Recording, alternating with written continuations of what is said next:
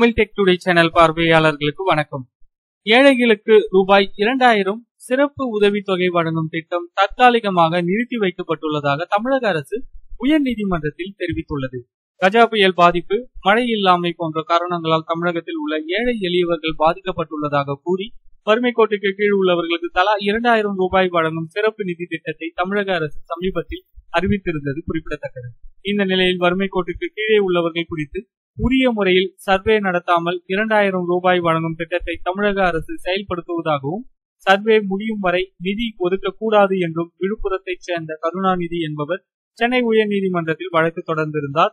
இதுகுறித்து தமிழக அரசு இன்று தனது பதிலை உயர்நீதிமன்றத்தில் தாக்கல் செய்துள்ளது. 2000 ரூபாய் வழங்கும் திட்டம் மற்றும் பயனாளிகளை அடையாளம் காணும் பணிகள் தற்போது தற்காலிகமாக நிறுத்தி வைக்கப்பட்டுள்ளதாக தெரிவித்துள்ளது. தற்சமயம் தேர்தல் நடத்தை விதிமுறைகள் அமலில் உள்ளதால் இவ்வாறு தாங்கள் நிறுத்தி வைத்துள்ளதாக தமிழக அரசு தெரிவித்துள்ளது. மேலும் மனுதாரர் தாக்கல் செய்தது வரைவு அரசாணை என்றும், அரசு தாக்கல் செய்துள்ளதுதான் அசல் அரசாணை என்றும் அதில் தெரிவித்துள்ளது.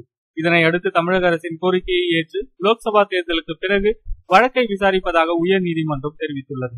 இந்த திட்டத்தில் சில பயனாளிகள் பணம் பெற்றுவிட்ட நிலையில் பலருக்கு இன்னமும் அரசு நிதி கிடைக்கவில்லை. தேர்தல் முடிவுகள் எப்படி இருக்குமோ அதை பொறுத்துதான் தமிழக அரசு இந்த திட்டத்தை நீட்டிக்க வாய்ப்பு இருப்பதாக ஒரு தகவல் வெளியாகியுள்ளது.